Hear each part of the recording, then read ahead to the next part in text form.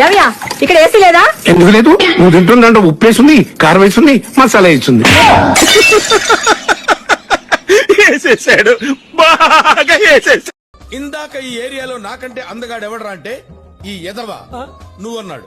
నువ్వు చెప్పు, నువ్వు అందగాడివా నేనందగాడినే? అరే యదవా నువ్వే. ఎదవా అన్నాడు, నన్ను అందగాడన్నట్ట ఎదవన్నట్ట?